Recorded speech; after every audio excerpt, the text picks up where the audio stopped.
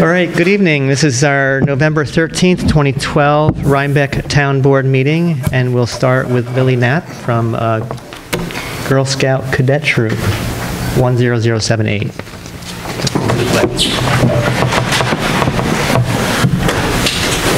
I pledge allegiance to the flag of the United States of America and to the republic for which it stands, one nation, under God, liberty and justice for all.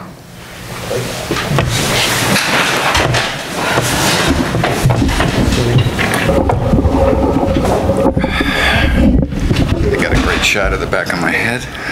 Sorry, I think I might.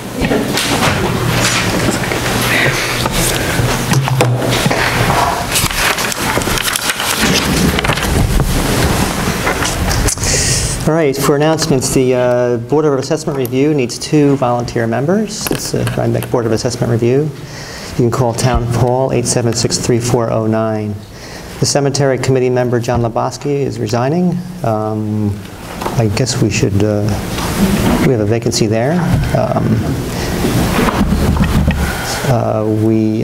The Panda Board needs an alternate member for the Town of Rhinebeck representatives. So, on that one, I gave Bill, whatever his name is. Yeah, this. Yeah, but I gave Bill another Bill who's in a TV sound editor, and they're supposed to hook up. I guess I have to do something to bring them together. yeah. Okay, fine. That's certainly a possibility. If there's anybody else here or in the audience, we'd like somebody with broadcasting experience, but it doesn't necessarily have to be, but we need an alternate. All right. There will be a special town board meeting on November 15th to consider the 2013 town board to town budget at Rhinebeck. That's we'll probably be adopting the budget that day. That'll be at 2 p.m. on the 15th, this Thursday. Town Hall will be closed on November 22nd and 23rd. The village tree lighting will be on Sunday, November 25th. That's right here in the center of town at the bank parking lot for the village Christmas tree lighting. How's it sound, Frederick? Any further announcements from the public or from the board? Further, the next item is to approve the following minutes from the regular town board meeting from September 24th and October 22nd. Also, the special meeting from October 25th and the fire contract public hearing minutes from November 5th. Motion and second to approve. Motion. Second. All in favor, aye. Aye. Opposed? That is so moved. On November 5th, November 7th, we opened the public hearing for the 2013 budget. The 2013 budget is posted on our website and is available to the public. And the town board will be holding a special meeting on the 15th again, and potentially and probably adopting the budget. Whether it's with changes or not, we can expect to approve it on the 15th, this Thursday. The 2013 town board Rhinebeck town budget is below the state mandated tax cap of 2% at a 1.8% overall tax levy, or overall 1.4%. With the economy continuing to stagnate and the outlook for the growth, including revenue, remaining uncertain, we are faced with challenges to sustain our community in ways different than before. We must reset our expectations as community leaders, employees, and citizens to maintain stability in Rhinebeck. Compassion in our discourse is no weakness. We have, as a unified board, concerned ourselves with the individuals while acting for the community as a whole, for the good of the community as a whole. The town board has had, as I said, 16 budget workshops, countless hours. I haven't counted them as anybody else, but it's been a lot. Yeah, a lot. Weeks. We have attacked our budget with a scalpel and have done our best. The town, appropriations are below $4 million at $3,992,626, or $60,314,000 less than the previous year of 2012. The implications in the budget include 2 layoffs. We have implemented about $361,066 from the 4 major fund balances into the budget, substantially less than in the past. Substantial savings and other projects have contributed to helping us cut these costs, while the impact of handouts from the state and federal governments. Some of the savings has come from our privatization of the transfer station and other areas. Anyways, the budget is available to the public, and we're open the floor for public comment at this time, if anybody has anything to say. And once again, we'll be here on Thursday at 2 o'clock again to open the budget hearing for the public, and then we'll probably adopt it as well. So the floor is open for the public to make any comments.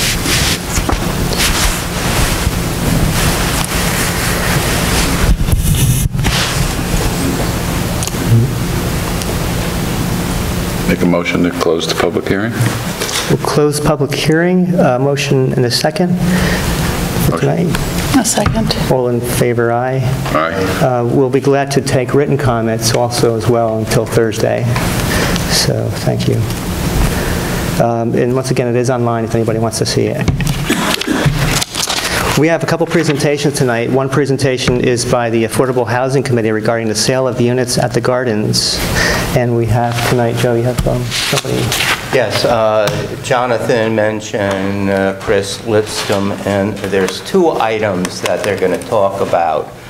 One relates to the garden units that the Affordable Housing Committee has worked with Hudson River Housing, and a representative of Hudson River Housing is here tonight and will tell you about that. The only thing we're asking under the Gardens agreement, the board has to set what's called the level of area median income to be eligible for a workforce house. The other item they're going to talk about relates to what's called the in lieu of fee. And under our zoning law, there's a outline of an in lieu of fee or mandatory construction of affordable housing. The Affordable Housing Committee has been discussing what the appropriate levels of in lieu of fees are, where construction should be mandated. There's a provision in the zoning law which is not effective dealing with density bonuses. So the committee has been working on a quote-unquote term sheet which they want to present to the board. Hopefully there'll be public discussion in the next few weeks. And then the next task will be to draft proposed legislation to implement these ideas that Jonathan and Chris are going to talk about. So I'll turn it over to them. Thank you, Joe. And we've also got several other of the committee members, and Mary Lang from Hudson River Housing are here. So if we're forgetting something or overlooking something, please feel free to jump in and correct us or add to what we're saying.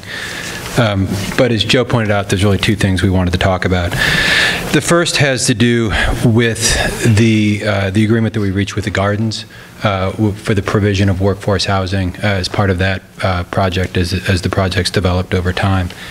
And we won't get back into the whole, all the details in the agreement, but in a big picture sense, the Gardens voluntarily agreed to provide the town and the committee with a sort of a credit of $360,000, which could be used to cover the spread between what we determined to be the market rate price for units and what the units that would be sold under the workforce housing program. So we've been looking at different ways to sort of spend the money, so to speak. And Mary had come to us with a recommendation as to what she thought appropriate numbers would be for the workforce unit sales prices. Calculated that against what the market rate set by the Gardens is and what is then affordable for somebody that is earning 100% of the area median income. And that calculation includes an interest rate calculation. It includes insurance and the overall condo fees associated with ownership. And what Mary is recommending is that the price be set below what could be affordable for somebody with 100% of the area median income, but that the eligibility be up to 100% of the area median income. And the reason for that is you need to have enough of a spread there that you have an applicant pool. If only somebody that's making absolutely 100% of the area median income is eligible, then you're going to have very small number of people. So this is the recommendation that Mary gave. Under the agreement, we have got to then ask the town board for approval to set the eligibility at 100%, and that's what we're asking for tonight. Jonathan, let me just add to that we hope that members of the public will be interested in this workforce housing, that we have a priority list in the agreement with the gardens, and indeed it's similar to the priority list which is set out in the zoning law, but it's not law yet. But the most points would go to active volunteer fire persons, rescue squad, emergency people, employees of the town and village is the next category, employees of the school district, employees of farm operations will get points. Points will be given to residents of the town and village. Points will be given to an employee of a business located within the town or village. Points will be assigned to residents of Dutchess County. Points will be assigned to single parents of minor children. Points will be assigned to disabled persons, first-time home buyers, and those of 62 years of age or older. And 1 point will be assigned to immediate relatives of residents of the town or village, and everybody else gets a half a point. So that this is a good program that people can buy into the gardens at below market. People that think they fit within this category of median income below 100% of AMI. I hope that you will apply. Hudson River Housing will be conducting the sales and transfer of title. Mary Ling, who is here, is preparing the marketing material, and we hope that this is a popular program. Tom, I think we should put a write-up on our website, and maybe Mary can provide us with a paragraph to put on our website. And hopefully the newspapers will carry something on it. I think we have a question. Sure. What would happen if someone leaves one of these categories for one reason or another? What happens in that aspect? I'm sorry, I didn't... If someone becomes ineligible for one of these categories, say he's not a volunteer anymore, doesn't work for the school district, what happens in that case? Well, you would still get, everybody gets some points. If somebody's a resident, they will get some points. There's a hierarchy of points. And let me just check as to... Were you asking if their status changes after they purchased them? They purchased the property, and so they don't work for the school district anymore. Oh, no. Don't volunteer anymore. No, it's at the time of purchase we're talking about. I'm sorry? At the time. Oh, yeah. I'm sorry.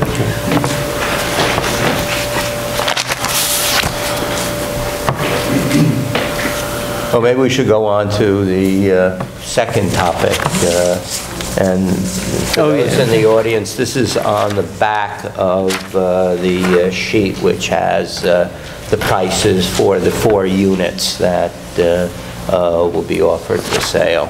It's called In Lieu of Fee and Mandatory Construction. And the document that, just sort of as a preamble, the document that Joe was just referencing, the agreement with the gardens, a lot of what's in there around eligibility requirements and what happens in different scenarios, we developed it for that agreement, but we really considered it to be what will be sort of the nuts and bolts of the implementation of the program. So we spent a lot of time both developing the concepts and a lot of the language that's in that agreement, with the idea that we can put it in with the board's approval, obviously, into the actual zoning text. What we have tonight is sort of a bullet point overview of what our recommendations are with respect to both the in lieu of fee and the mandatory on-site construction. This is essentially how we would raise the money to finance the purchase of hopefully additional units at the gardens and possibly in other places, and then also mandate construction of workforce housing as part of specific developments in town. And as is spoken to in these lead paragraphs, it's a pretty simple construct that we came up with, but we spent a lot of time going through things that were infinitely more complicated than this in order to get here. I was thinking as I was driving over, somebody could be excused for saying, it took you guys how long to come up with this? But it really was the result of a lot of hard work and looking at a lot of programs that were implemented in much larger communities that were much more complicated than this. But what we are recommending is that a payment be made as part of any construction that's happening in town. That's if you're building 1 house, you're building 2 houses, or you're building 6 houses, and that payment would be a payment for a trust fund that would be used to purchase affordable housing moving forward. And that would be calculated as $1 a square foot. So if you're building a house that's 2,000 square feet, it's a $2,000 fee. That is paid at the time that a certificate of occupancy is issued. So somebody goes through the permitting process, somebody builds the house, and then before the C of O is issued, the fee is charged and collected. The fee is, though, waived for new construction that's under 1,000 square feet, with the idea that if somebody's building a dwelling unit that's that small, it's almost by definition going to be affordable. So it's actually helping to increase the affordable housing stock. We also are recommending that there be a $1 a square foot fee charge for additions to existing houses of over 200 square feet, and that's unfinished additions. So that would include, those would be areas that have got HVAC, plumbing. These are real living spaces. So if somebody builds an addition of more than 200 square feet, they would be charged also the fee of $1 a square foot. We're recommending that this be the initial fee that's charged. This can be reviewed. We're recommending that it be reviewed every 2 years in light of changing economic conditions, whatever the town thinks is relevant as far as that consideration goes. But this would be the initial charge. We're also recommending that a person who is doing the building would have the option to build on site in any area if that's what they wanted to do. And that could be done as opposed to paying the fee.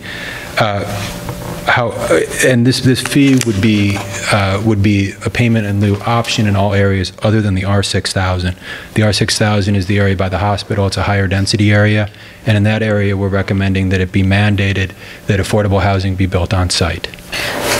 I'm sorry, R6000, is that on which road near the? Between Astor Drive and 308. Okay. And so he's almost adjacent to a diner across from the fairgrounds. That's another R6000. You mean Astor and Route 9? Yes. Okay. Not Astor Drive. It's Route 9, just south of the diner. To Mount Rutson. To Mount Rutson, that whole... No, it's not that far back. Okay. It's just the piece right on 9. Okay. Yeah. So that's Not just- the gateway area. Yeah. Okay. So that's the only Those port, two pieces? Yeah. Okay. And then the other component of this is that we are also recommending that a density bonus program be implemented that would allow somebody that's developing a parcel that contains 10 or more units to pay an additional fee in exchange for developing additional housing. And that fee would be $3 a square foot. $3 a square foot of what? Everything built in the 10? No, of if somebody was building 11 units, for argument's sake, the 10 that were as of right plus another one, if that additional unit were 4,000 square feet, they'd pay $12,000. So they'd be paying they'd be paying $1 a square foot on the first 10, and then they'd be paying $3 a square foot for the additional units. And that would be capped at 30% of the underlying density. So if somebody could build 10 houses as of right, they could actually build 13 if they were to pay $3 a square foot for the additional housing units. And we're also recommending that people have the ability to either build on-site or build off-site. So if somebody was preferring to build as opposed to paying the in lieu of fee, they would be able to do that. If they bought land someplace and they wanted to build a workforce housing unit on that land, they'd be able to do that. When would this take effect? Would take effect, But you'd have to laws draft the passed. statute and enact it into law. Would it, so as of that date, would it be on permits that are already open or only new permits that are done after the date it takes effect? If someone's building now and we adopt a local law, would they be grandfathered in or out, or has that not been considered? We haven't really talked about that, but I think if somebody's under construction or a building permit's been issued, it's probably grandfathered in. Okay. I think it would be difficult to try to go back and sort of retroactively No, I'm not collect the fee. suggesting, I was just curious. And Usually with zoning, excuse me, it's if an application does not have approval, but they're in the planning process, but if approval hasn't been granted, then they would qualify after by section 5 of zoning. But once the approvals are in place, then it's open for, okay, thank you. And I'm sorry. that's customary. Thank you. Just one clarification. On the additions, it's living space. It's living space. And does it apply to auxiliary buildings or ancillary buildings on a property? If it's a pool house that's heated with a bathroom? I think we had agreed that it would include, so if it's finished space, it would be finished space. Okay. So if it was a pool house that was an addition, it would be counted. Right, and as long as it had heating and plumbing. Okay. All right, thank you. And no, thank you for doing all the work and making it look so simple. Thanks. That's the hard part, yeah. Yes. Are there other questions? And also just to clarify, we really did, to Joe's point, we wanted to come up with something that would just set this forth in a way that was as clear and easy as possible. If we didn't want to go through the process of drafting all of the language and going back and forth on some of the minutia, if there was disagreement about the sort of macro direction that we were recommending we go in. Maybe we could put something again on the web, a short summary, just to the effect that the town board is considering this. And if anybody has any views, they ought to speak to a town board member and let's see. Why don't we ask the clerk to have our deputy clerk, who's the web administrator, put this document on and with a directive that this is what we're, considering. Yeah. This document, tab 5. Did you want to vote on this? This is up No, for- not for votes? well, the thing we should vote on, and it's further down on the agenda, is the resolution approving the setting of the Median. AMI at 100%. I think it's further down in the Do you want agenda. to skip? This is the, this is the document. I don't know if you want to vote on it now or, while it's fresh in our minds, or... Well, we'd have to make a motion to suspend the rules, so maybe we should stick to the agenda.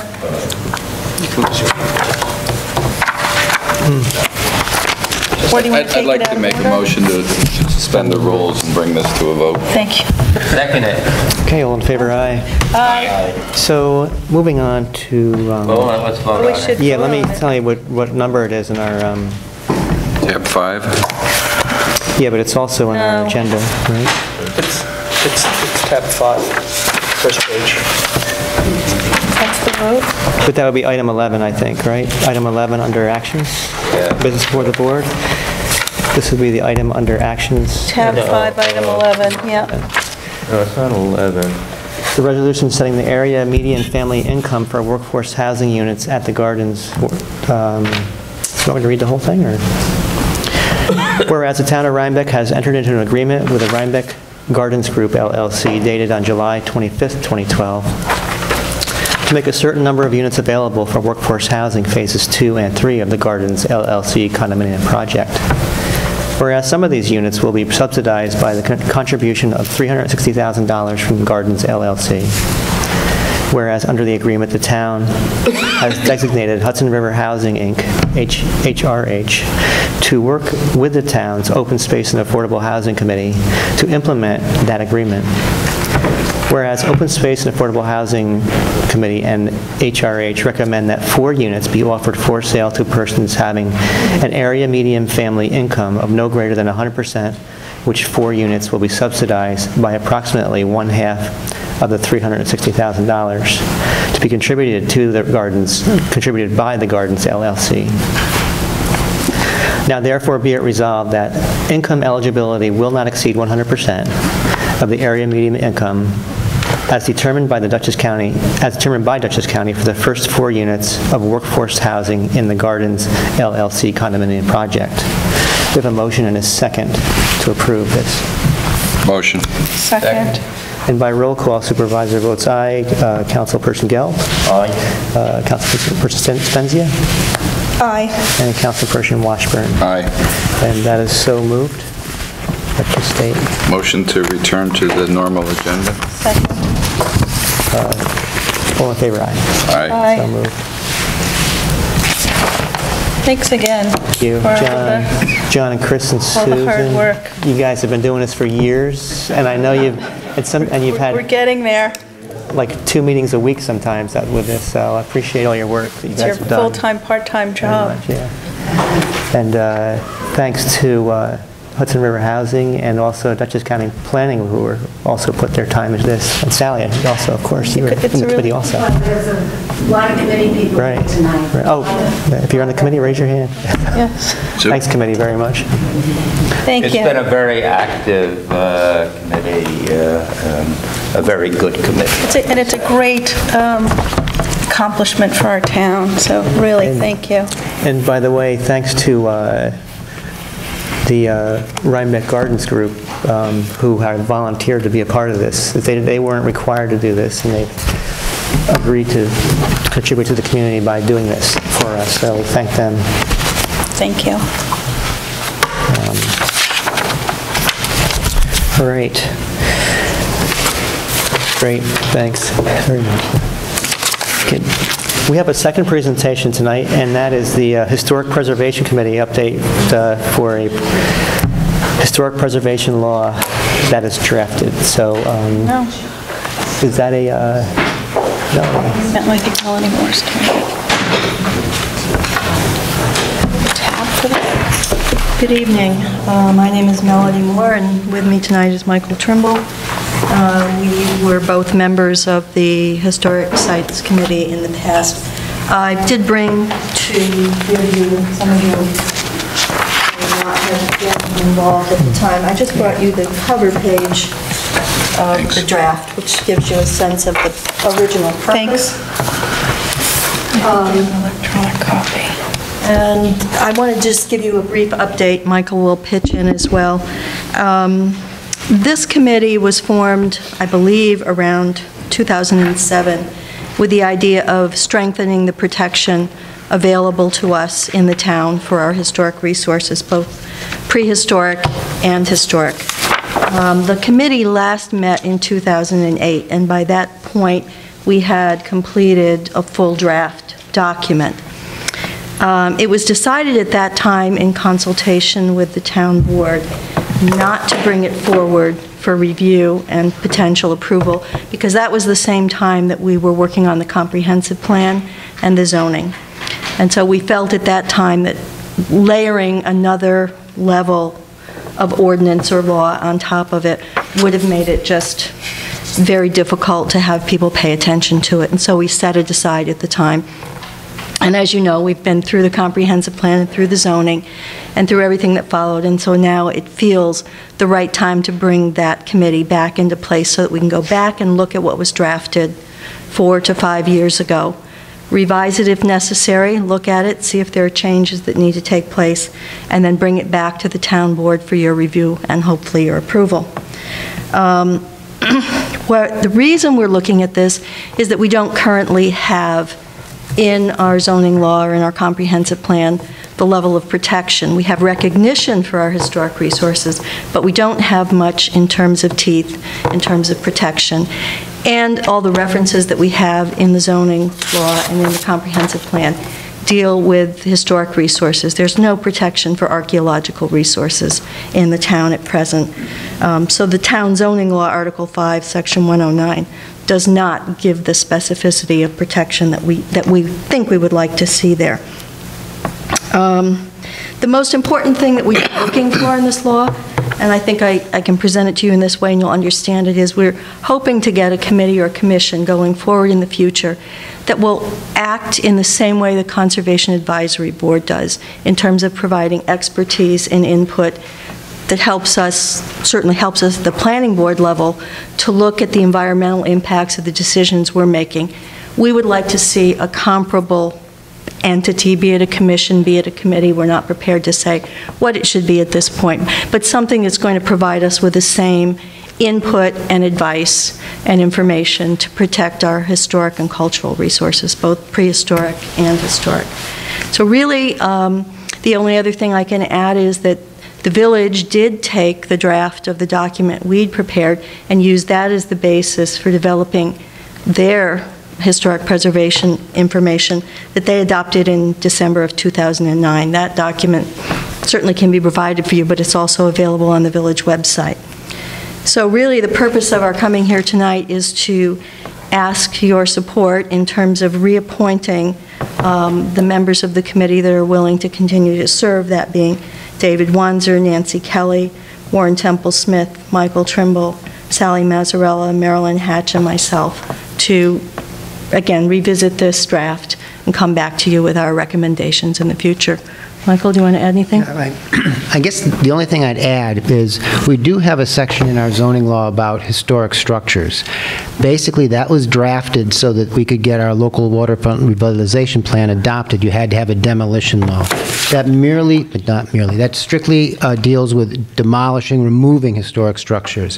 What we would like to have in this law is some process of review before people alter the facades, the structure, the appearance of historic structures, the external appearance.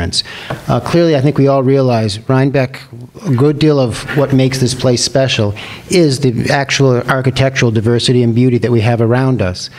It's important to preserve it. I think, obviously, most of the people who've lived here for years have done this voluntarily. This law could also help those people probably get certain grants that are available to communities that have laws like this that aren't available to communities that don't. Very often, a lot of buildings will start to fall into decay because it's very expensive to deal with historic structures, and if we can help financially, that would also be nice. But that's why we want this law, even though if you look in our zoning law, you'll see an historic structures section that strictly deals with demolition. This deals with alteration, changes, things of that sort. Michael, let me say that I did look at a draft law, and it's kind of sweeping. You can't do anything without the planning board's approval in terms of modification. And I would like to see the committee open for other members, particularly people who live in these historic houses, because I do think that it's another layer of regulation on what they can do. That's true. And at least some people I've spoken to have complained bitterly about not being able to make modifications, that everything has to go in front of the planning board if they want a new set of windows, if part of the historic house was built in the 1800s, but a wing was added in 1950, does that have to go before the planning board? So I think there are a lot of issues floating around here. And I think that it does require a lot of thought and see what other towns are. So before speaking just for myself, I think the process ought to be open to new members, and we should see what we get. And again, I think we even ought to think about sending notice. I think the draft law, if this is the one you're talking about, lists particular properties in it. And those owners really ought to be informed that this is going on so they can weigh in. I'd have no objection to that, but I'd like to clarify one thing. If someone has a historic house now, they want to change the windows, there's no zoning law requirement that they come to the planning board. There are requirements in Rhinecliff, the Rhinecliff overlay, that anyone in Rhinecliff has to come before the zoning board. But St. Paul's Church, any of the other buildings outside of Rhinecliff, no. There's nothing. If they want to tear it down, yes. Other than that, no. There's no such requirement. Maybe I misspoke, or maybe you didn't hear me correctly. I think the proposed law that's been circulated, a draft That's correct. The proposed, I'm sorry, I thought you said that they were complaining they had to come before the planning board. But before we take that step, I think there's about 20 or so properties that are listed in this draft law that I've seen that are on the National Registrar, and the town ought to notify these people that this is under consideration. No, I think that's fine. Well, and I think our point tonight is simply to say that we do need, as you suggest, to revisit this draft, which is all it is at this point, is 4 years old at this point. And there's certainly a lot that needs to be looked at. So we're not here tonight to suggest that we are ready to bring it to you as it was developed in 2008, but that it is time to go back and look at it and see if what we felt was important then and appropriate then is still or is not. Your points are very valid, and it is 4 years later, but until we reappoint a committee, actually nothing can go forward in terms of either approving it, moving it forward, changing it, rejecting it. We're just kind of stuck in limbo right now without having a constituted committee. Well, I think we should use our usual process of people who are interested in this can volunteer, including people who were on it in the past. I think we should also, before we set the committee, we should notify people of these 20 or so houses that this is one of the things I'd have to go back and look. Sally, do you recall why those 20 or so houses specifically are called? I think because they have a certain designation. Yeah, I think they're the houses that are on the National Registry. I think there's 200 houses, aren't there? Well, there are many more than 20. I don't remember why. I know when Nancy worked on that, and I don't. Yeah, I apologize because Nancy could not be here tonight. She's out of town, but we can certainly follow up on that. But there are many more than 20. I think there's over 200. There's over 200, and there certainly are many more just in the landmark district alone. So, and maybe there are. I think we ought to just see how many there are and whether it's feasible to notify these owners. Is there oversight being designated as through federally or something, if you are designated on the National Historic Registry of... What we have, National Register, the Landmark District, all of those provide recognition, right, but they do not provide protection. For example, if you have a house that you own, it's on the National Register, there's nothing preventing you from taking that house down. It just simply means you go off the National Register. Okay. So that is really the only, there's no particular hammer that comes along with being on the National Register. No, I think that what it does is prohibits the federal government from It's federal funding from being used. from coming in and destroying the house. But I It know, doesn't mean that as an individual property owner that you don't have complete control over your property, no matter what listing it's on, whether it's landmark status or whether it's National Register. Any other questions? No. Okay, thank you for your so you'll come up again to the board, because we'll have to, is the committee established? Is it?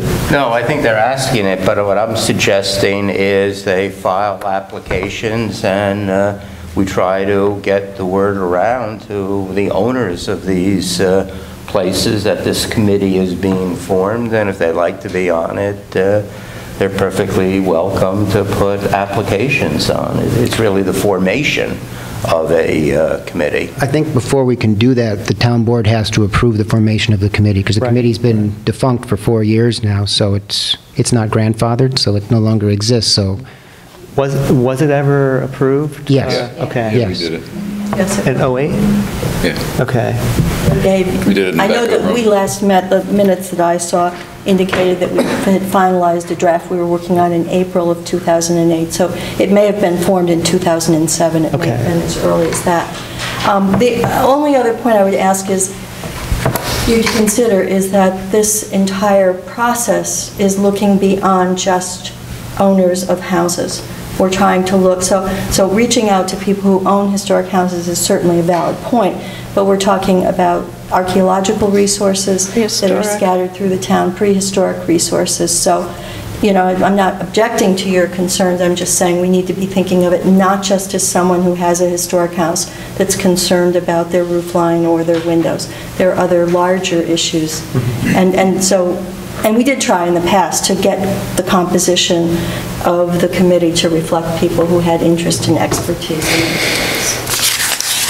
I don't know much about the historic laws, but I gather with Thompson Mazzarella there was an applicable state law with respect to preserving artifacts. There's no requirement. The town could have gone through and dug it all up and thrown it out, but the town would probably never get another state grant from any state department. Okay, so that's the sanction. That's the penalty. Are you asking us, do we put this on for our next town board meeting to reinstate this committee, or? It's on this agenda. Oh, I'm sorry. It's really to form a committee. Do you have the option to vote tonight to resolve to create a committee without naming the members of the committee? And the resolution as it's drafted names people to the committee, but do you, if you're not in favor or not ready to go in that direction, can you? Why don't we put it on for the next meeting? I don't understand. I don't believe that there was ever an expiration date put on the committee. I don't remember that. And if that's the case, I think the next step is to appoint members. I don't think we have to take any other action. You know, I could be wrong, but I don't remember it ever, you know, saying it's going to blow up on December 31st, 2008. Yeah, I think so. I think it's just gone inactive. I agree with Joe, though, that I think we should advertise for it the way we do. And I think the magnitude of this is much broader than we'd set out before. Again, I'm fuzzy. But I think Joe's point of people who are actually stakeholders, property owners that would be affected by this, they definitely we should see if we can get some representation of them on the committee side. So if we can advertise at the next board meeting, I think that would be the way to go. Yeah, let's look at the existing resolution that was created, if John can find it. Yeah. Take a look at it. I think it's tab 11. Pardon me? Tab 11 for the reappointment of the committee. Yeah, but there's no definition of how the committee was formed in '08. Right, this is just a pointing thing. I don't know if it was a previous resolution which set up the committee. Yeah, I'd like to see what the scope is, and maybe, I don't know, I mean, I don't see that in here at least. Right. Right. I think we got to look at it, and I do think we have to draft a scope for it. You just can't have a committee off without a charge. So we'll pull the old resolution forming the committee and put it on our next agenda for review and adoption or alteration and adoption. But Yeah, we'll get copies of it, send it, we'll find it, and we'll deal with it. We'll just put it on the next meeting, is that all right with you guys, okay? thank you. Sure, thanks. Thank you, guys. Let's approve some vouchers.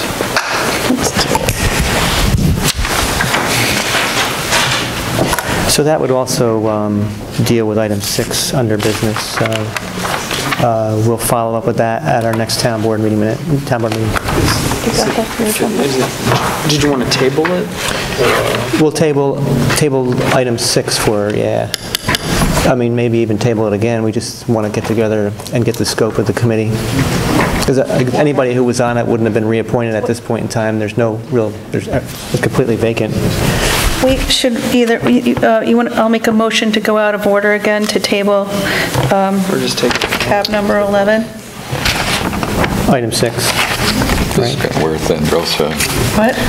This is going to wear thin real soon. Well, All right, so we have some items before. are we tabling this? Yeah, we'll just table it. Or wait till we come to it? We'll table it. Business before the board, item 1 is a resolution approving abstract 11 vouchers V 1083 through V 1171. Motion and second. Motion. Second. All in favor, aye? Aye. Opposed? That's so moved. Item 2 is a resolution approving the preliminary capital projects abstracts, also known as tab 7 in your book. Motion. Second. I'll second. All in favor, aye? Aye. Opposed? That's so moved. Item 3 is a resolution approving capital transfers, or budget transfers, and amendments. All motion. Any second? I'll second. All in favor? Or any discussion? All in favor, aye? Aye. So moved. Item 4 is the motion to approve the Santa Claus Craft Fair banner to be hung at Town Hall. Now, I was talking to Joanne Gelb, and if it fits, we could hang it above the door. There's some books out there, and if you guys aren't opposed to it, but Santa Claus is fast approaching, so the sooner the better for them to be able to advertise and to promote our community. So, a motion and second, first of all? Motion. Second. Any discussion on that? Why are we hanging banners from the town hall? Could they put signs? To promote local, this is all local crafts. Yeah, it's a kind of I understand what Joe's saying, but Santa Claus kind of helps us to promote economic development or commerce or tourism in a town or in the village during a difficult time of the year. So, we're hitting the winter months and we want to be able to encourage business. So I'm for it for that reason, but I understand, I don't want to sound like anybody can just hang what they want. Right, are we And allowing creating anyone. a precedent? No, we've done it before. We do it with Waterfront Day every year, but we kind of sponsor that anyway. There's other things that we put up. It's things that the town board supports. That we do, that there is no individual benefit from, personal gain, that kind of thing. You're saying there's personal gain with this? No, I'm not saying that. The DAR is running something. We're going to put up a DAR sign hanging from the town hall. It's not that much different than the sandwich board that you'd asked to be put out front. We're helping to promote things. I think a sandwich board looks better than hanging banners from the town hall, but it violates village code, right? I don't feel that strongly about it. I think we're just creating a precedent. Okay. Well, if Joe doesn't care, then why are we even bothering? Kidding. I'm taking your example. Thank you. Here, let me give you $50. So,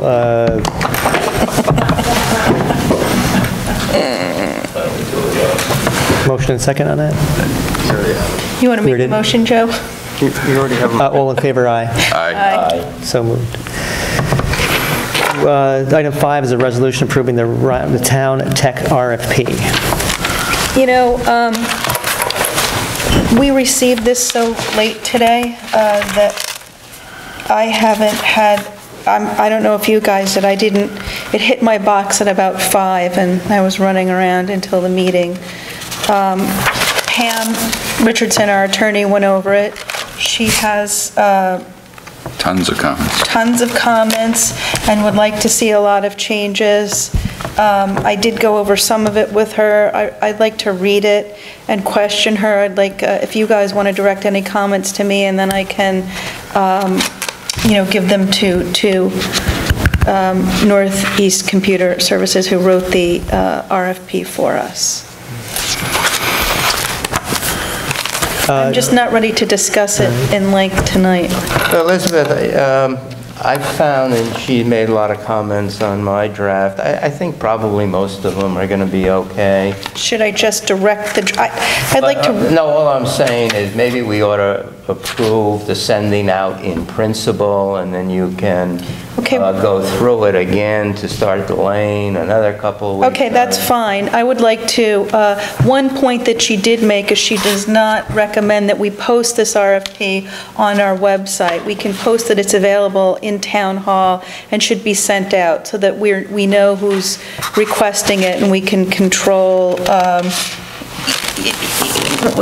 so that we know who's requesting it and where it's going. So if you'd like to approve it conditionally and I'll direct the changes and get it going, that would be terrific. I would think we ought to. We've talked about this enough. Great, thank you. Is there a resolution here? Tab 10. Well, maybe just change be it resolved that resolve the RP is hereby approved in substance, subject to revisions. To revisions that the liaison thinks appropriate. And that the town clerk is directed to post its availability on the town website. Right, that there is such an RFP that can only be picked up at the town hall. That'll be great, and I'll get it done very soon.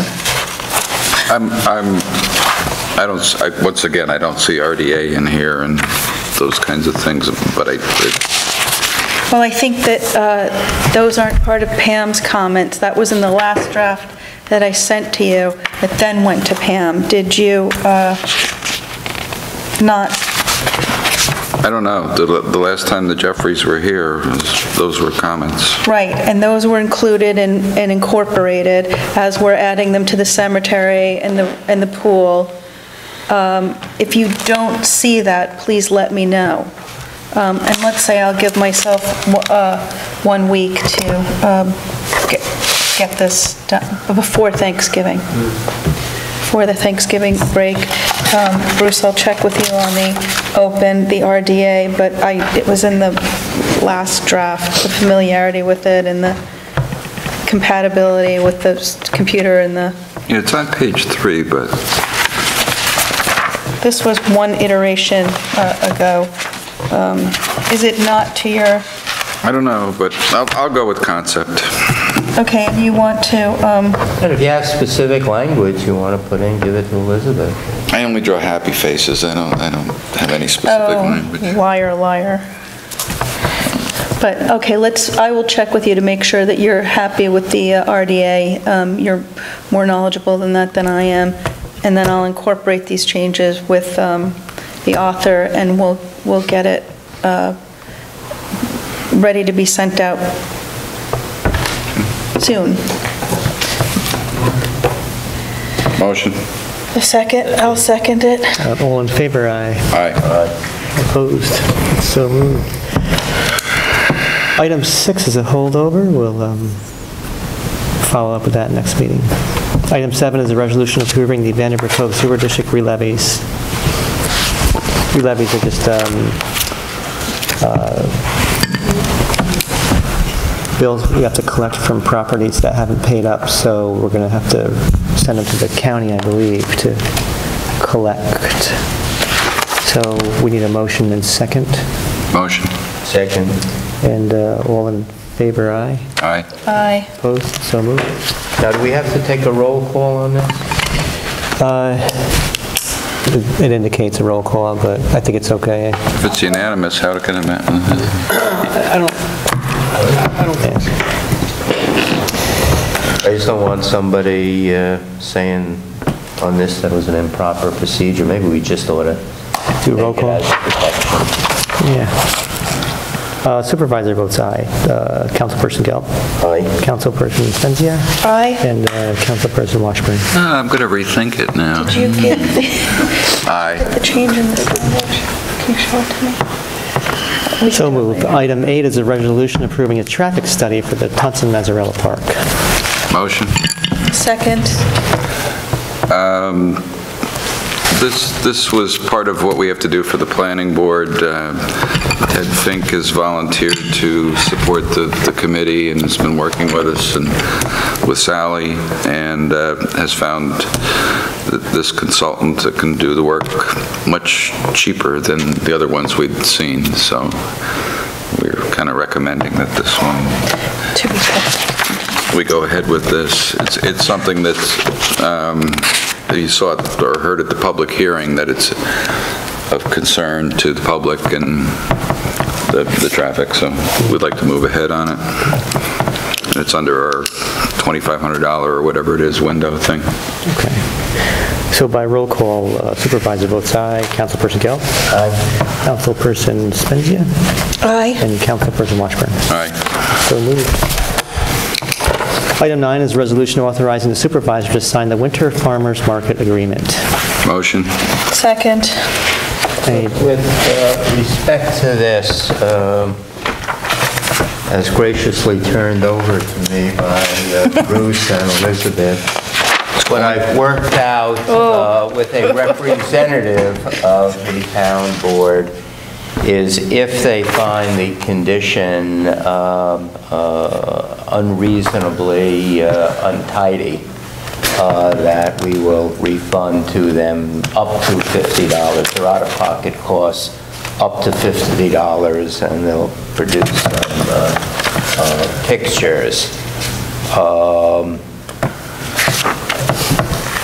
You know, I think that's a reasonable solution. I think we got to think through, though, what we expect of people using the town hall on weekends. I don't know how they would clean the bathroom floor.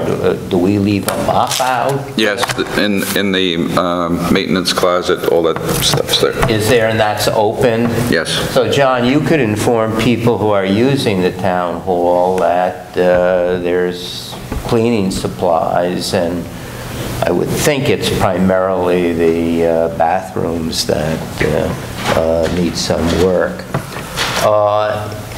One change in the draft says that the farmers market will finish by 3 p.m.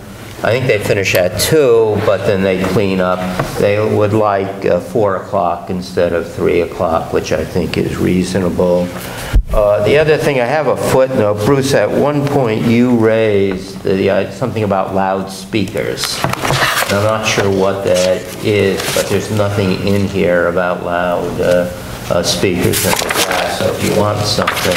No, the PA system that's back there was brought out during the time of the farmer's market, and that's not part of the equipment that they're, Oh, so we should have should access. say they shouldn't use speakers, Well, they should just be reminded that they're using the hall, but not, not the speakers? right. Okay.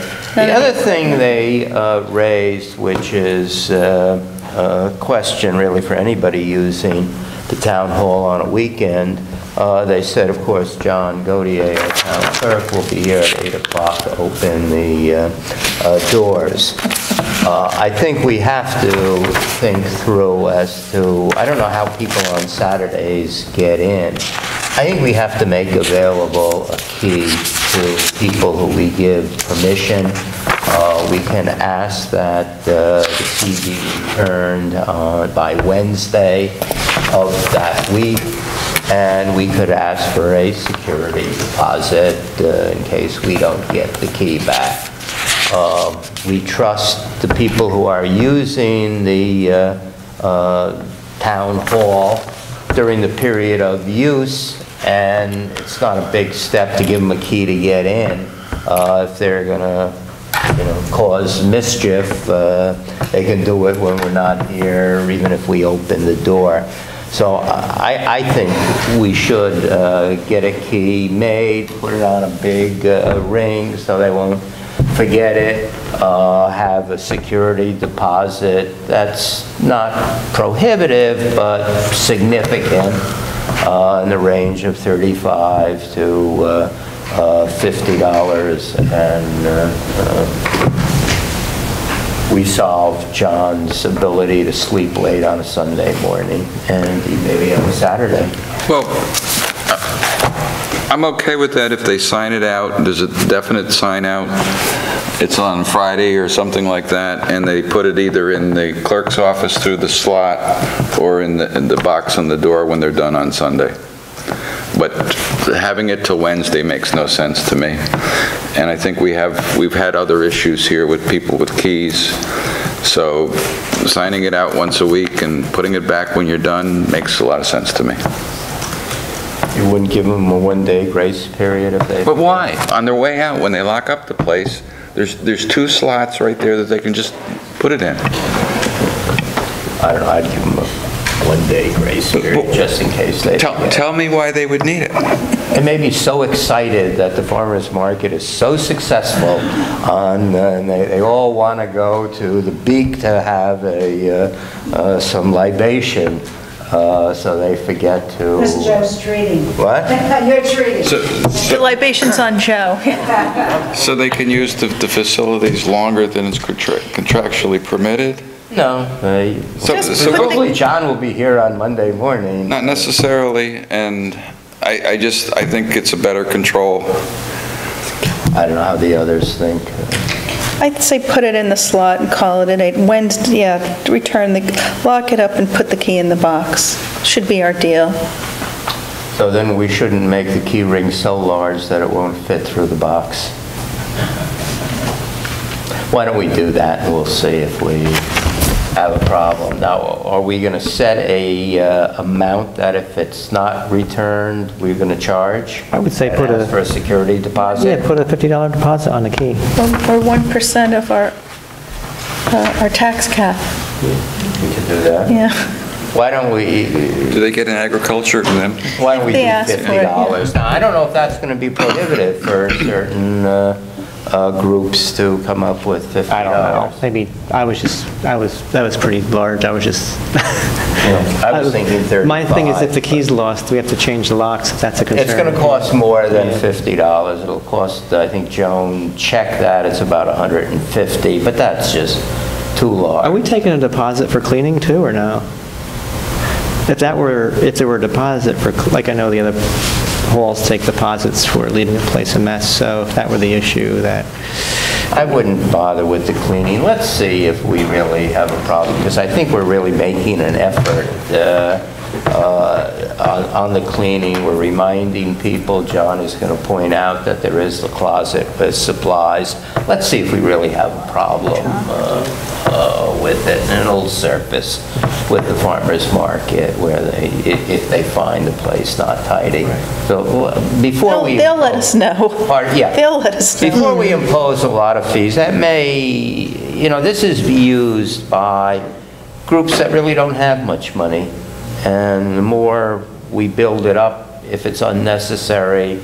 All right, so let's go with this, and if there's an issue, we'll revisit. So you want to set it at 35 or 50, the security deposit? For the key? Yeah. I wouldn't put anything on it at this point in time. I was just kidding. Well, just to encourage people to yeah, but give it back. That's why I said Wednesday, so at least there's some time to think about it. Let them put it in the box when they lock up, and don't put a dollar So figure. you would not put Elizabeth's security deposit on? You might have Girl Scouts or something. What? You might have Scouts or something using it. Yeah, but presumably there'll be a parent with them. Yeah, but $50 I would do it 35. I don't know. Let's not do a deposit on it. I think. let's make it the honor system, and if they lose the key, they are responsible for paying for the replacement of all the locks, if it comes to that. Well, then, John, I think you got to warn them that they're responsible for replacing the locks, which is about $150. Maybe we then put it on.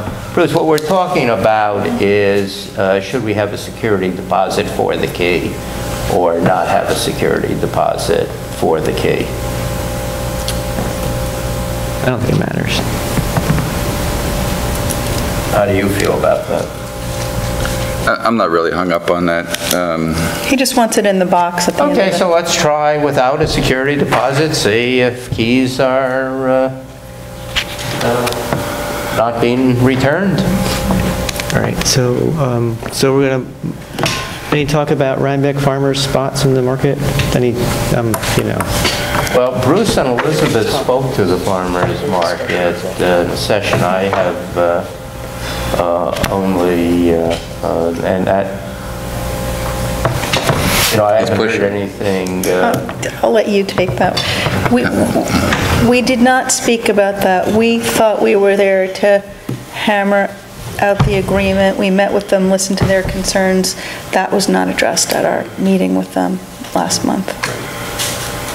What I have heard in the past was that there was a particular local farmer was initially in the farmer's market and decided, this was years ago, to pull out, and they gave that spot away.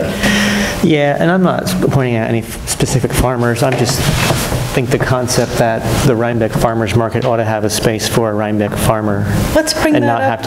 not have to wait for the cycle of a decade to be able to get in the door to do that. I mean, the venue, the concept of a farmers market is to showcase local farmers. Listen, I agree. And it's not feasible with this group, so that's my problem with it. Well, I agree with you. If we were to require a spot that could be used, even if it's a small spot, just an idea. I agree with you, but I think it's off topic for this. For this, yeah. We should, Although we are approving it, though. We can certainly, approach them. Now, let me say, although the resolution is to give Tom authority to sign this in substantially the same form, the farmers market had not had their board meeting, which is coming after our meeting. Well, do you want to speak to them about before you sign this, did you want to speak to them about Well, policy? they know what I think. I didn't know if there's any follow-up from them on it, so. Yeah, I wouldn't hold this hostage to that. I can again express the view. Indeed, if each of us know people on that board, we can raise the subject with them and say that it has been raised, it's a continuing topic, and if they can do something about it. think maybe that's the best way to proceed. Okay. So do you want a motion to... Yes, the motion is tab, I guess, 13. I think it's 15. No? 14. It's 14. Oh, yeah, 14. 14. We have motioned it and seconded. All in favor, aye. Aye. Opposed? That's so moved. Item, Joe did, right now. Item 10 is a resolution renewing the Endeavor contractor for 1 year with the same terms and conditions of the existing contract. That's item 15. Motion. Second. There's a slight swizzle in this.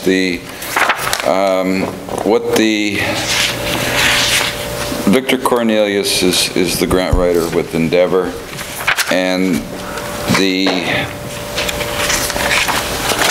in the past, we'd had different terms with him, and I believe Joe negotiated something that was more favorable for the town, and in it there's a threshold of $400,000, and to extend the contract to the end of December 2013, what Victor would appreciate, and I think is due, credit for the $100,000 for the Dutchess County block grant that he wrote. And so that counts towards the $400,000.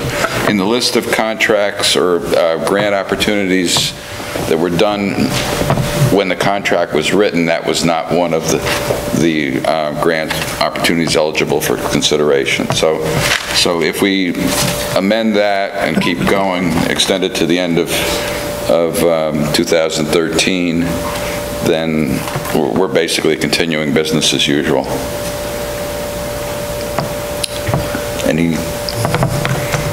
Right? Although I may have drafted it, it's certainly not as famous as the Gettysburg Address.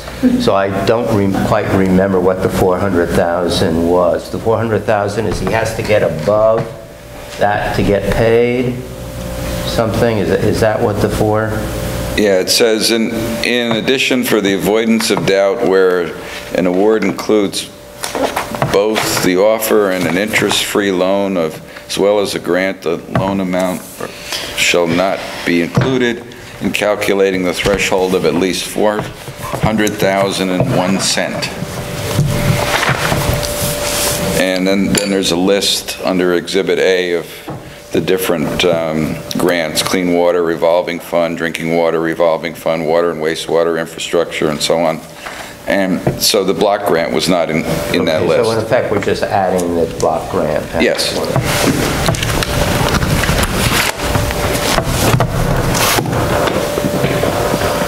So I'd like to vote aye as modified. Okay, all in favor, aye? Aye. Opposed? That's so moved. So moved. Is that grant submittal, or when will that be presented? That's coming up pretty soon. It's not on the agenda. We're have to sneak it in. Do you want to get out of here? Is that? Would you like us to vote to go out of order again? Past discussion anyway. Okay. But after that, it might still be. Item 11, we moved on. Item 12 is a resolution approving the fine fireworks application. That's for, I think, New Year's Eve. Motion. Second. Any discussion? I guess they've got all Have their... they submitted all their... It's the first page. Oh, okay, there's the answer to my question. Fire department is aware. And all in favor, aye? Aye. Opposed? That is so moved. I'd like to introduce one other resolution. I've given everybody a hard copy of it. It's a, I gave it to you. Yeah, all right. That one, yeah. This is from Endeavor. What this is a resolution authorizing the grant writer to go after the Local Government Citizens Reorganization Empowerment Grant Program. And that can be used to defray the costs of the intermunicipal agreement with the village and some of the design work for the park. Terrific. So we'd like to see if we could tap into that money. Right now, we're going to get 99 cents back because Joe and I are the ones that have been doing the writing, and we're not worth much, so. But Speak for yourself, please. well, I did most of the work, so that's why I was figuring it. Just one question. This grant, is this a matching grant? Do we have to put up anything, or they pay all the money? I don't know, to tell you the truth. Do you know? You know, I don't remember on this. We talked about so many grants, but it wouldn't matter because we have the funds that we're spending with matching. Okay. And in addition to the intermunicipal agreement, it includes the engineering, it would include the biodiversity study that Sony is doing, as well as the traffic study. So it's a variety of studies that are being done, and it's up to $50,000, and that's what the grant will be for $50,000. That's the request. So we have a motion and a second. All in favor, aye? We have a roll call for that? We didn't motion. Motion and second? Motion, I'll motion. Second. Let's do a roll call. Supervisors both sides, Councilperson Gelb. Aye. Councilperson Spenzia. Aye. And Councilperson Washburn. Aye. This might be useful with the county executives grant proposal, $1 million grant proposal. It involves collaboration. So we may be able to, unless the state covers it all, maybe it would it's an opportunity at least to look at. Okay, I'll look at that. I could. Do you have stuff you can send me? I might. I can send it to Mark's people if you want me to, or you want to do it with Endeavor. Although if Endeavor does it, we're going to have to owe them something. You want? I'll talk to you about it. How about that? Okay. Okay. All right. You know, this reminds me. We have $2,000 from Senator Solan's office that could pertain to some of this tech initiative, but I got a call today from his Albany office that said we're probably running out of time on it, but I don't know what to put in for it, or if you have any ideas, we could put Computers. But if we say like a computer for the clerk, is there... Computer for the supervisor's office and a computer and printer for the supervisor's office. Okay, and a monitor for whatever, potentially for the rec. That wouldn't be a problem if we used something to, even in here to use for presentations or something. Maybe a... Well, we've spec'd out one for the supervisor's office so that all the town board members could have access to the whatever we want to do. Do you have something that identifies what it is or not? I believe so in our tech RFP. Okay. Do you need help with that? Just that spot. They just need to see where to go to. But they were supporting computer equipment for it. Yeah, I remember that from that was the time when we got the van, computer equipment was on It's the leftover from that, yeah. So, what do you need? Just something to identify what it would be used for. The more specific, the better for them. Just lift it out of the RFP. Could we also put in for $200 for a screen? When it hangs down? Yeah. Is that how much it costs? I'll put it for anything. Over at Staples, they have them for around that. What do you mean a screen? So we can, instead of when we have presentations, we have to go shooting over the maps and over people's heads. Oh, you want an actual screen? Yeah. All right. Well, We authorized one for $1,200 several years ago and never bought it. So. That was crazy. Well, that's what the price was. Well, I mean that we never bought it. Yeah. Back in the day. I will come up with something for $2,000 for computer equipment lifted from the... All right, and then I'll get the stuff to approve at the town board in the future. Sure. Okay. All right, I'll just need more information from you, Tom, so we can chat. All right, items for discussion and possible action. Engineering for the TMP Fieldhouse. Okay, this one, I believe it's in your boxes. That's why it's not in the tabs. Is that right, John?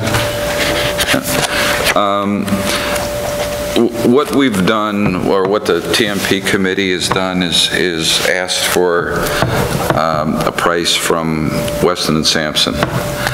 And, normally we could go through, we could do a change order type of thing to the contract and move ahead with that, but I have a problem with it because I believe we need to go through the procurement policy and bid this out.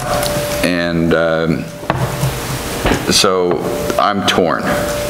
And Sally will have her opinions and other people, but it's a large amount of money. It's several hundred, or $50,000. Yes, and we are not, we have definitely told them that that's far more than we Right. What is it, over 35,000 or?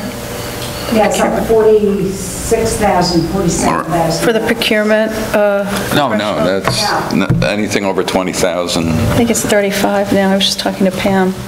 Well, our local one is different. Oh, okay. So, but it's 10 or 20,000. We could use. I don't want to waver on this one personally. I want to go through the procurement policy. I want to go out to bid on it and get the best prices we can from qualified firms. And it's going to slow things up a little bit, so we're going to have to hustle on it. But that was my feeling. The board may feel that we can tweak the rule a little bit. Why wouldn't we want to go through procurement? I don't know. Yeah. Okay. So, And this is not part of the original no. assignment of... Now, remember the ADA field house was not even in existence at that time. It wasn't considered. Is this a separate facility than this community center Yes, that we're talking about? The community center is something that's years and years down the road. It's a big thing.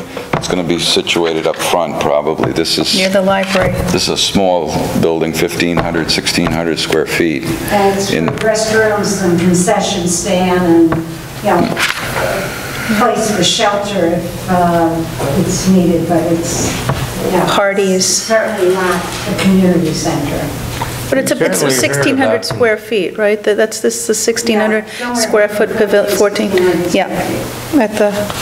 We certainly heard about concession stands to the extent that some of that learning and experience we've had with the difficulty of operating at the pool.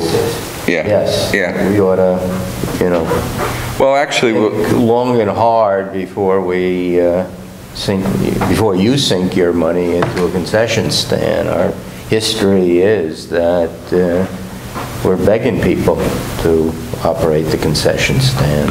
Our grand and glorious designs or visions from several months ago have cut down to pretty much we're going to have an outlet and a hot and cold water. Okay, yeah. Right. We don't have the funding to put in a commercial size, so that's something that's not part of phase one. But the space is there and the ability to hook up is there, but You build that down the line. appliances are not being installed. No Sub-Zero and Wolf Stove. Catering.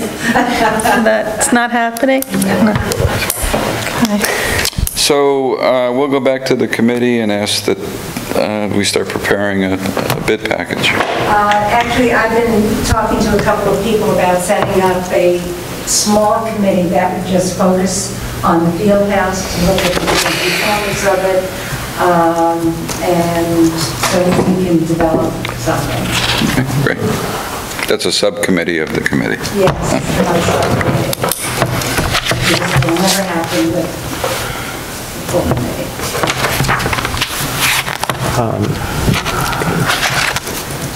Item 2 is the intermunicipal agreement, the draft intermunicipal agreement. For discussion and possible action. Oh, boy. Joe, you probably want to read through this, but Yeah, I do. I guess what caught my eye, I didn't remember it was here. I just hate to repeat the 2003 agreement. What it says, and I don't know if we're picking up anything in addition in this paragraph 7. Paragraph 7, further? Yeah. That just caught my eye. I do want to read the whole agreement. Yeah, that's a typo. I didn't take out the further. Well, I wasn't raising the further, it was more the substantive This is the way you had it. provision. I didn't type in. Let me look over the whole thing. I Okay, don't know. can we, the next steps to go to the attorney, could we approve it conditionally on any changes you've come across? Yeah, I think so, but again, I guess we're going to get together again on Thursday.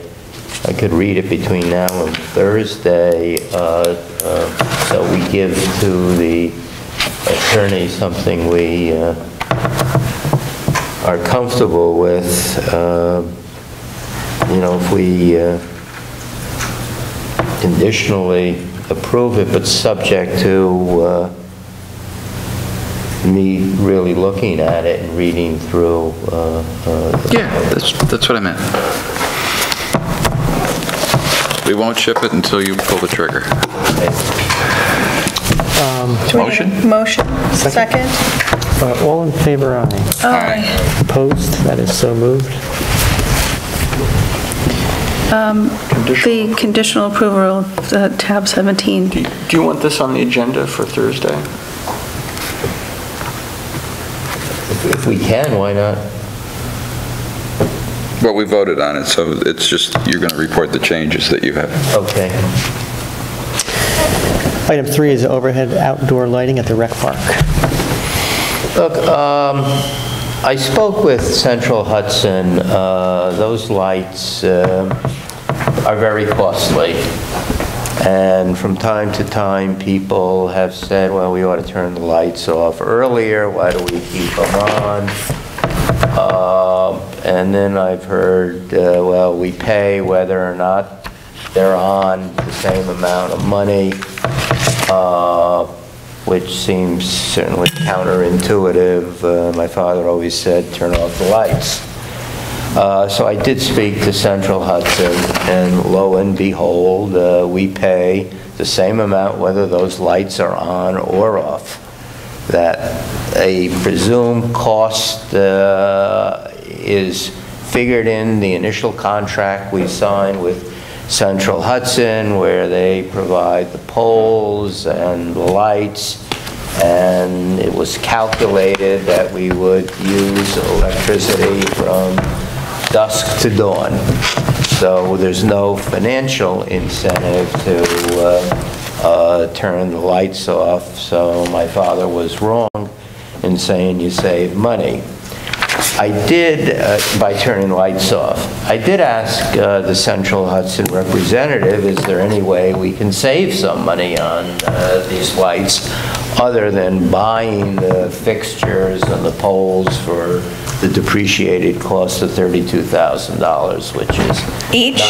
What? Each or the whole package? Total, but that's not in the cards.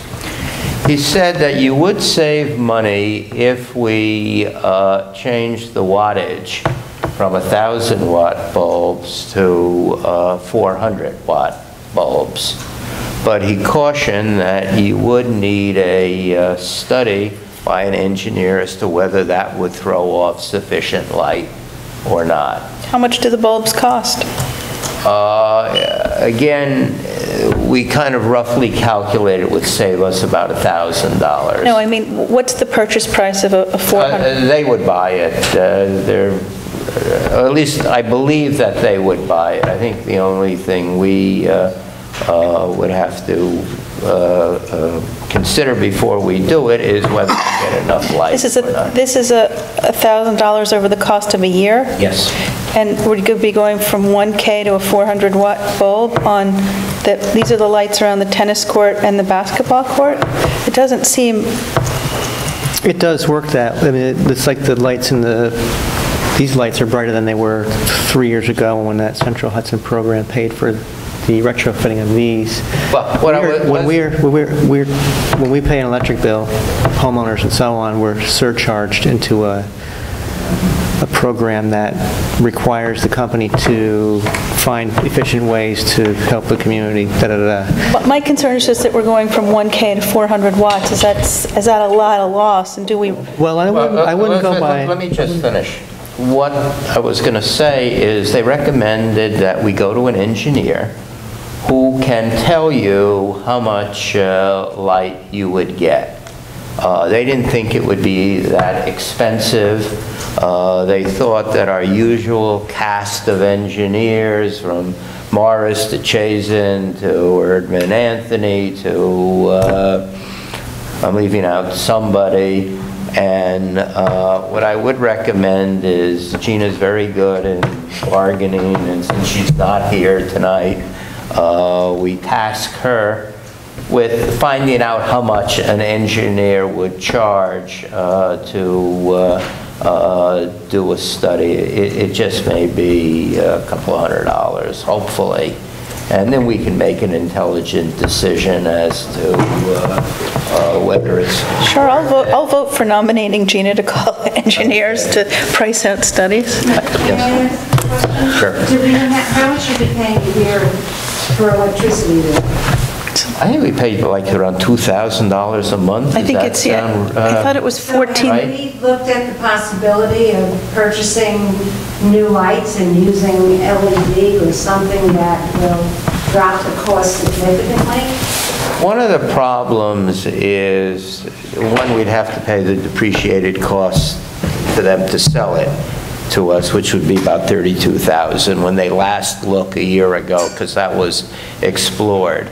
The other thing they point out is those lights are so high, you need a bucket truck to change the bulbs in it. So we would need either an electrician with a bucket truck, or we would need Central Hudson with their bucket truck to go up. I'm not sure it's feasible to buy those. Bruce has told us that those lights are somewhat temporary, in that in the Thompson-Mazzarella design, there'll be other lighting there. So maybe it's not long range, but that's really, I think, our most expensive electrical expenditure at this point, now that we have solar in there. And it may be that, you know, a tennis ball is a lot smaller than a basketball. Maybe 400 would suffice for basketball. I don't know how many people play tennis after dark, but I don't think, from what I've heard, that it's really feasible to buy it and maintain it ourselves. This seems like the best thing that I know of to save some of the cost. Do you have a sense that the lease can be renegotiated with them?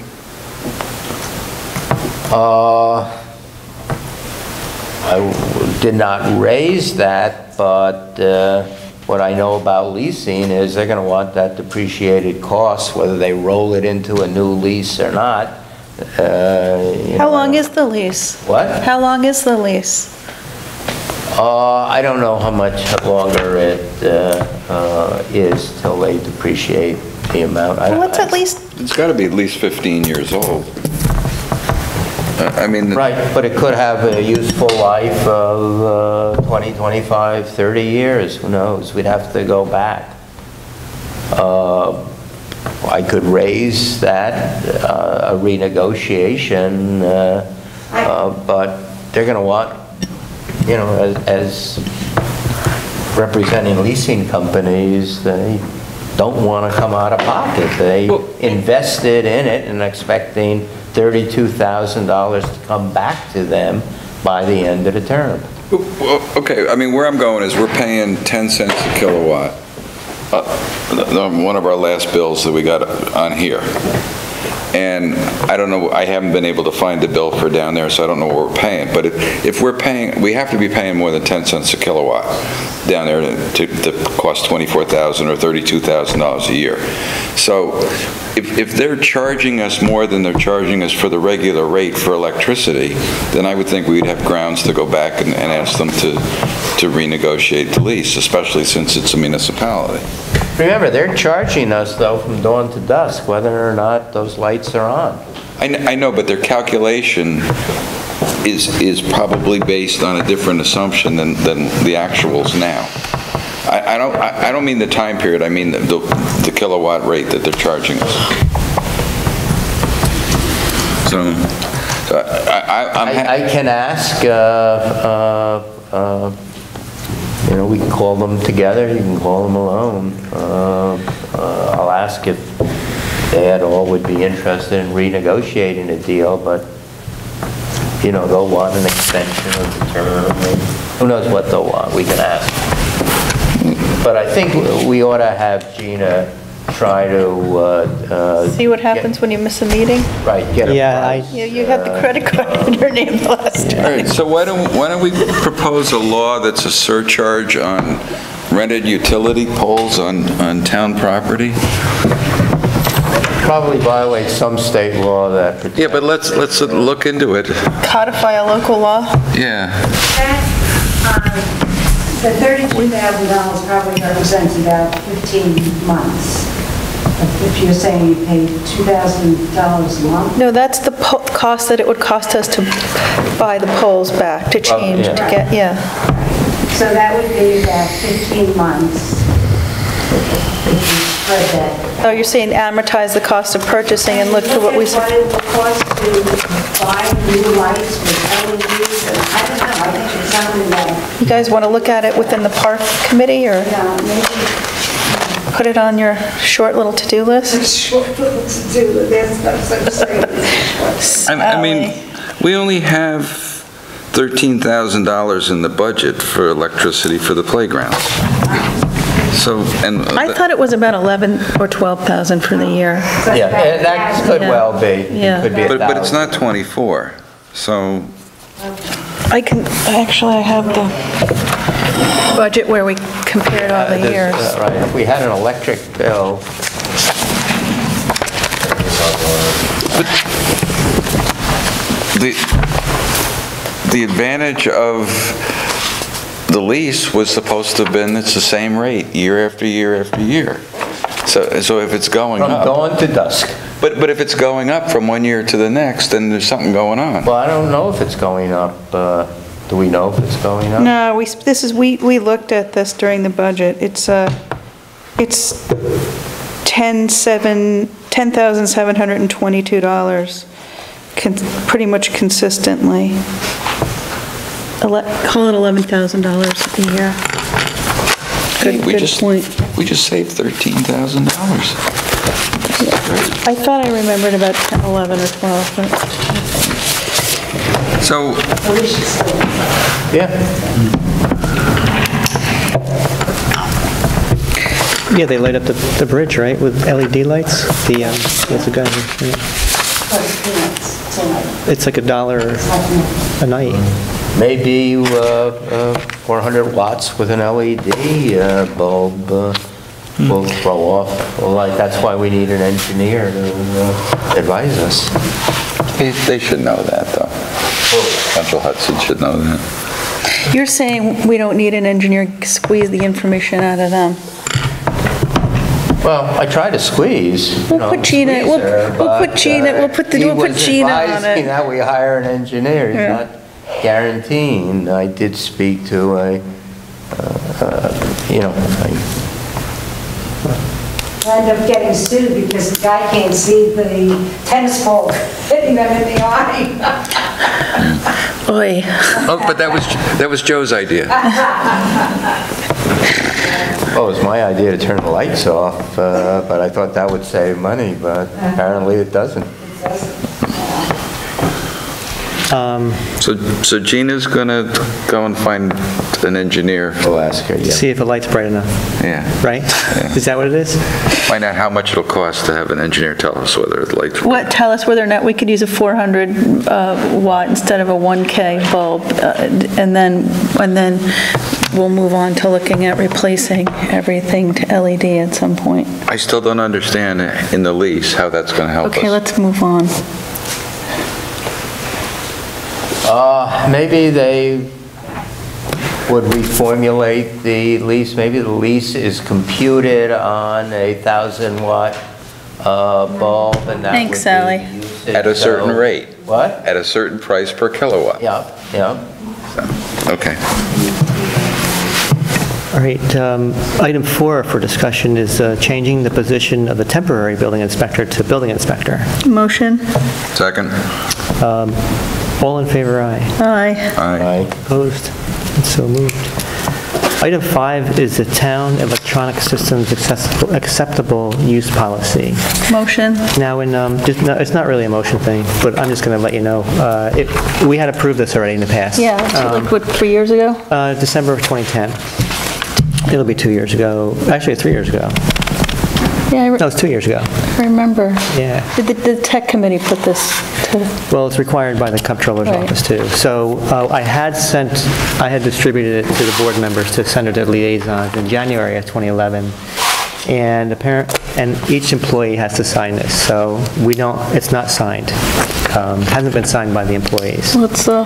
So we have to resubmit it, or I'm going to resubmit it to the board members to send to their departments to have the employees sign, and it will be put in their files, personnel files. Fantastic. This is going to head off an issue down the road. So No, anyway, it's just to good. let you know what's going on. Thank you. Okay. May I ask, Mr. Supervisor, that the town clerk track the ones that I'm responsible for? Oh, poor town clerk. He's doing everything. Really? Because where's the collection point for this and the housing? It should be the personnel files in the bookkeeping office, correct? I don't know. Who's the head of personnel? That's me, I guess. But the bookkeeping department is where all the Right, personnel but files we go. have- On a town record. So when they're signed, we'll have them returned to the town clerk, and then we'll, What we're saying is each employee we want to sign has this?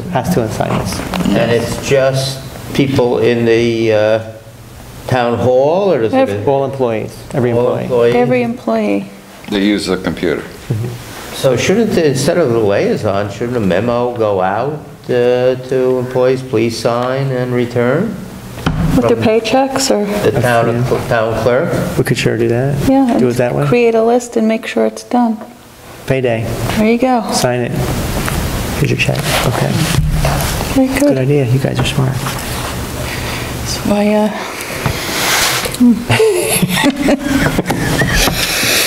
All right. Anything else? No. Anybody from the public have anything to say?